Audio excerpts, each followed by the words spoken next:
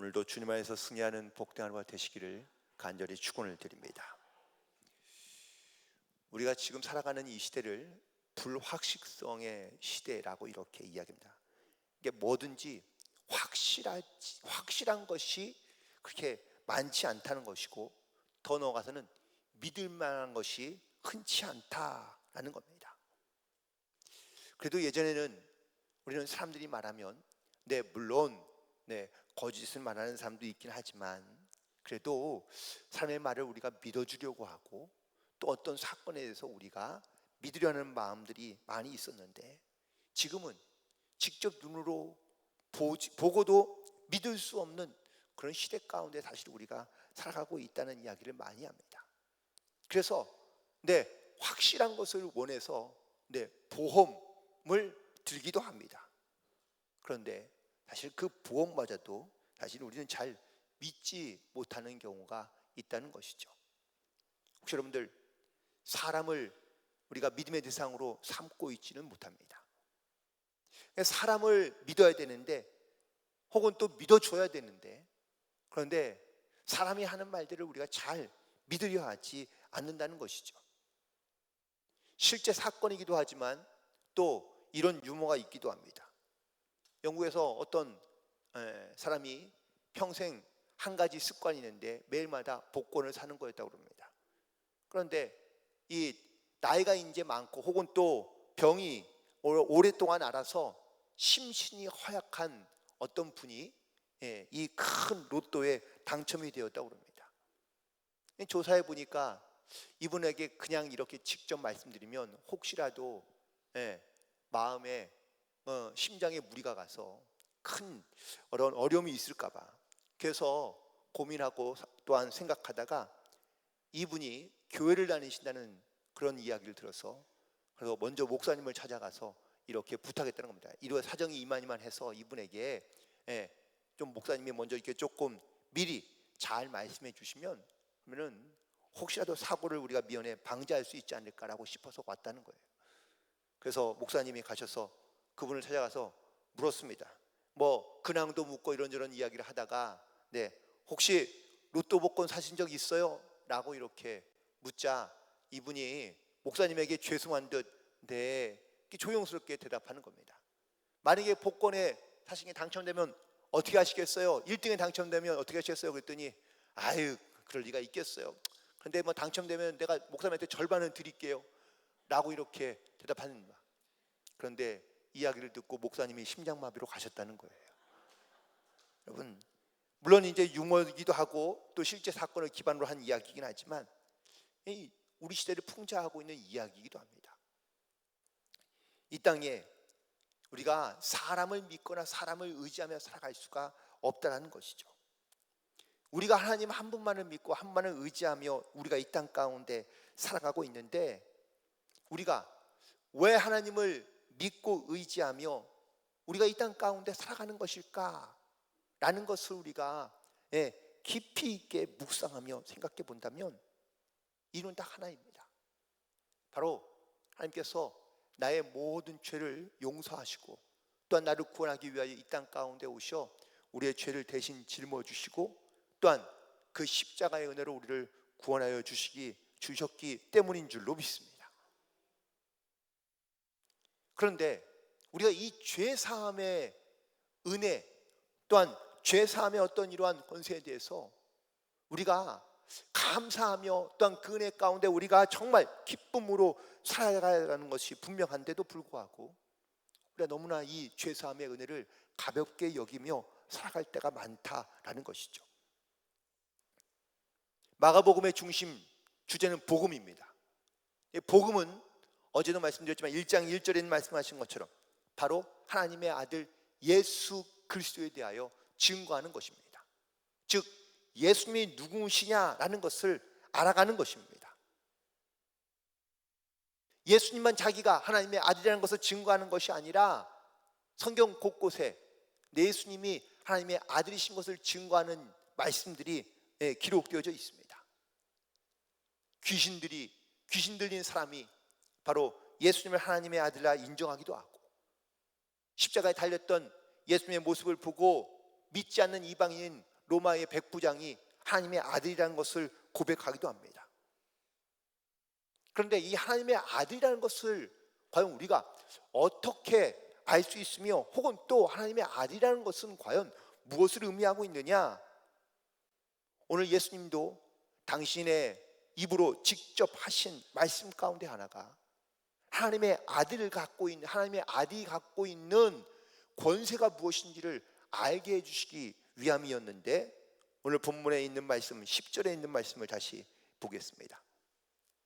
함께 있습니다. 그러나 인자가 땅에서 죄를 사하는 권세가 있는 줄을 너희도 알게 하려 하노라. 아멘. 예수님에게 어떤 권세가 있어요?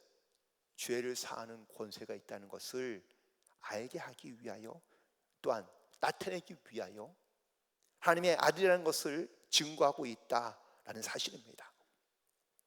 오늘 본 말씀을 통해 특별히 제가 오늘 본 말씀 가운데도 이 중풍병자를 고치는 사건을 통하여 함께 은혜를 나누고자 하는데, 놀랍게도 하나님께서는 이 중풍병자의 믿음을 보시고 이 병을 고쳐주신 것이 아니라, 바로 중풍병자를 데려온 사람들의 믿음, 친구들의 믿음을 보시고 이 중풍병자의 병을 고쳐주신 사건이라는 것이죠.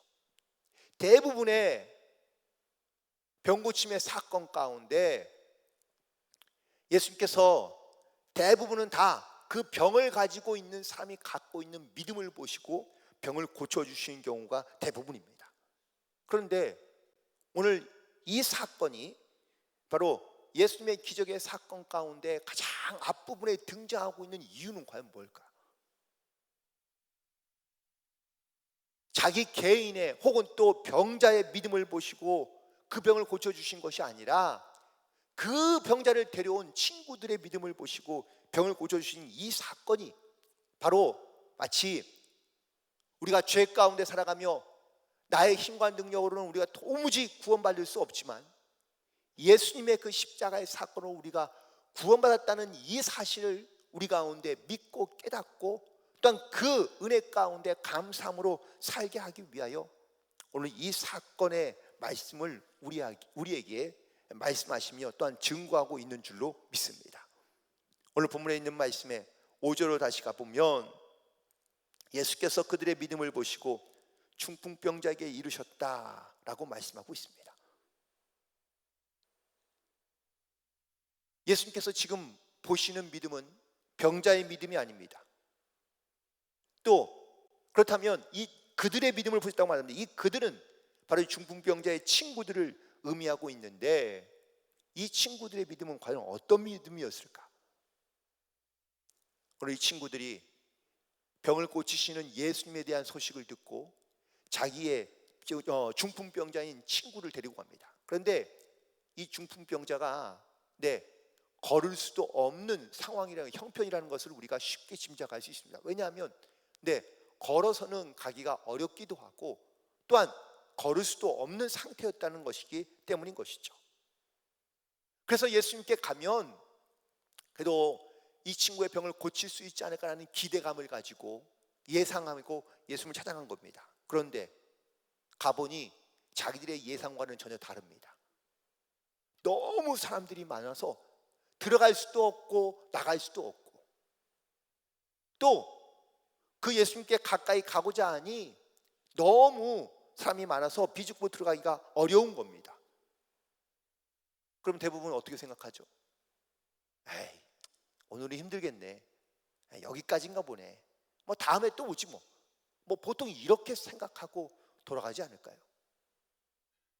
그런데 이 중풍병자의 친구들은요, 당사자인 중풍병자보다 훨씬 더 절박함과 의지를 가지고 예수님께 나아가려 하고 있다라는 사실입니다. 그래서 이 네 친구들이 어떻게 합니까? 아무도 생각하지 못한 기상천외한 방법을 그들이 찾아냅니다.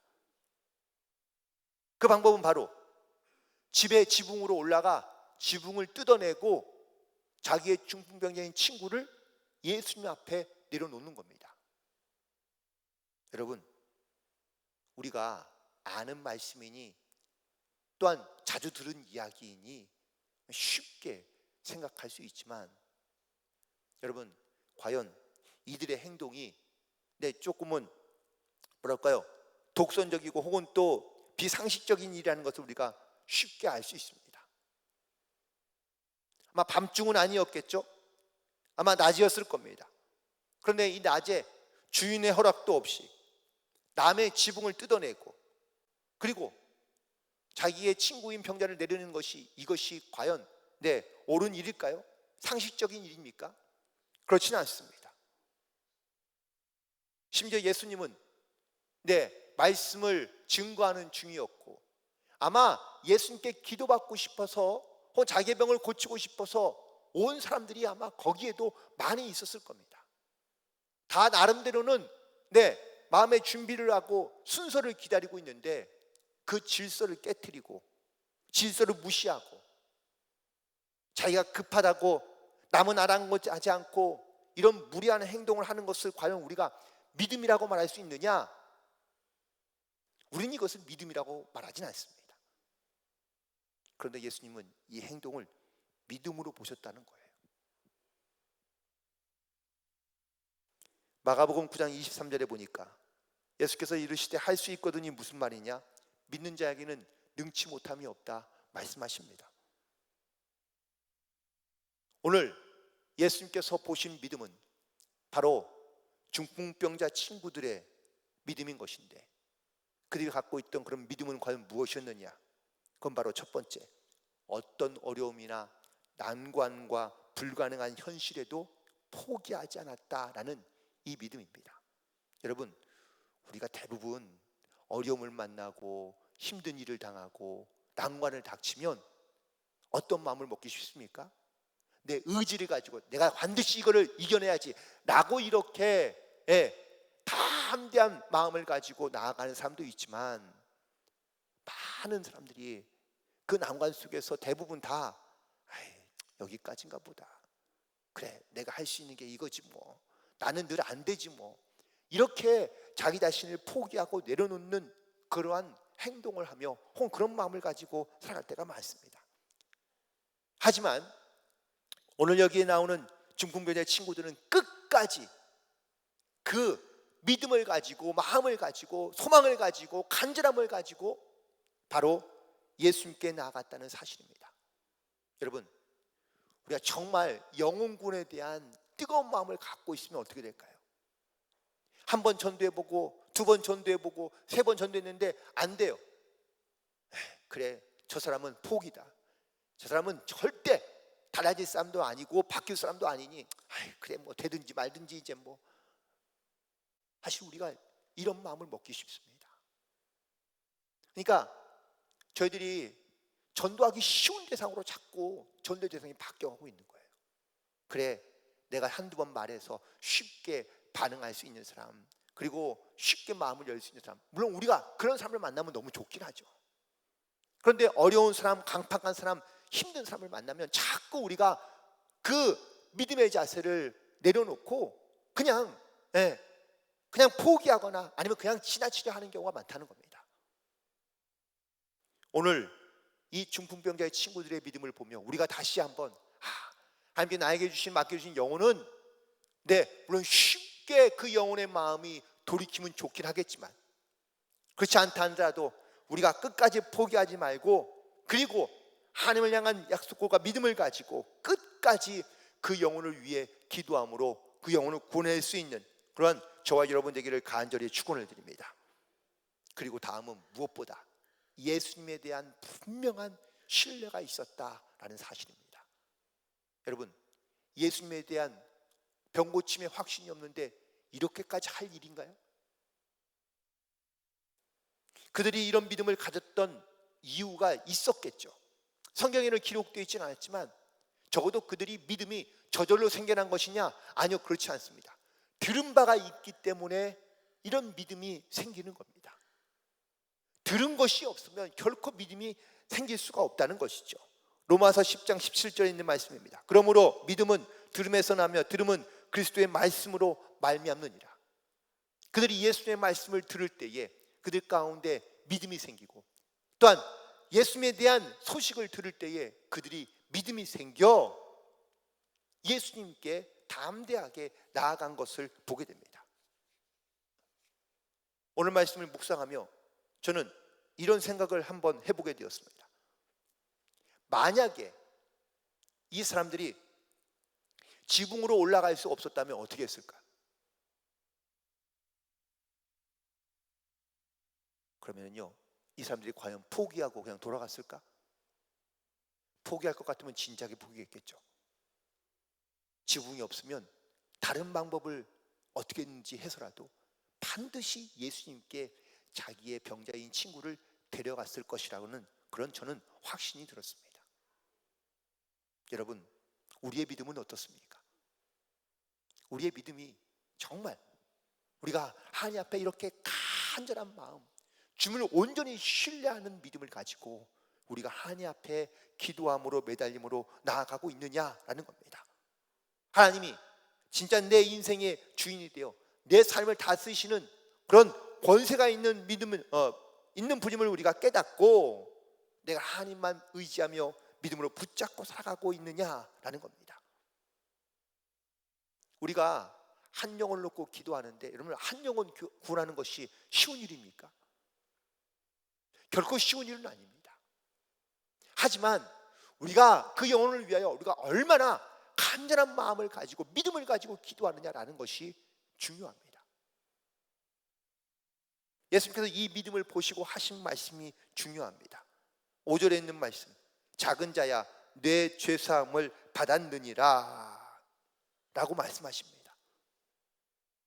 예수님의 말씀이 조금 엉뚱하지 않으세요?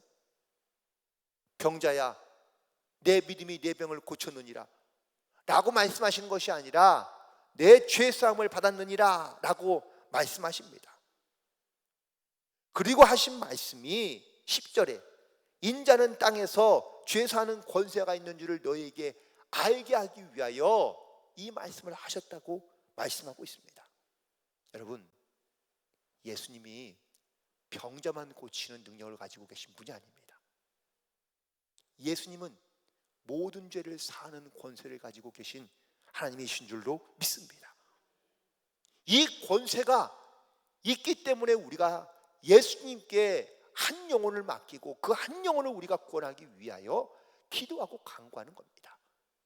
그냥 교회에 나오는 것이 목적이 아니라, 이 자리에 앉히는 것이 목적이 아니라, 그 영혼이 죄 사함을 받고 그리고 구원함을 얻어 하나님의 자녀가 되게 하는 것이 우리의 영적인 가장 중요한 큰 목표인 줄로 믿습니다.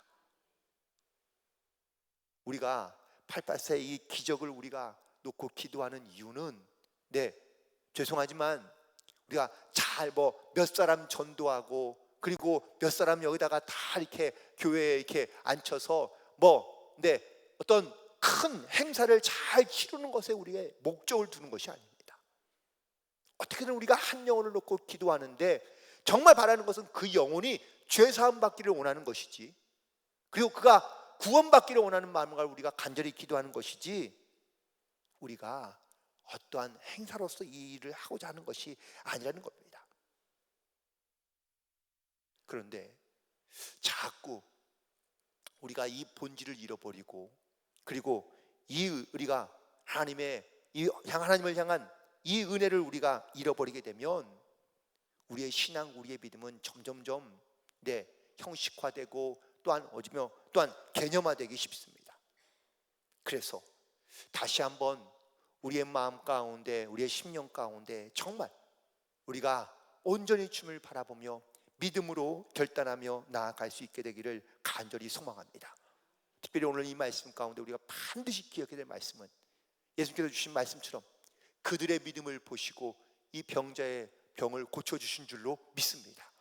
여러분, 우리가 전도하고자 하는 영혼은 예수님을 믿지 않는 사람도 있을 수 있습니다. 예수님을 모릅니다. 그리고 심지어 자기가 예수님에 대한 어떤 믿음에 대한 확신을 갖고 있는 것도 아닙니다. 그런데 그 영혼을 놓고 열심히 기도하고 믿음으로 간구하며 기도한 우리의 간구와 믿음을 보시고 그 영혼을 하나님께서 구원해 주신다라는 사실입니다. 저는 오늘 이 말씀이 바로 지금 우리에게 주시는 하나님의 말씀으로 들려질 수 있게 되기를 간절히 소망합니다. 교회에 오고자 하는 사람, 우리가 놓고 기도하는 사람의 그 사람의 믿음을 보고 그를 구원하시는 것이 아니라 우리의 간구, 우리의 믿음을 보고 하나님께서 그 영혼을 구원해 주실 줄로 믿습니다.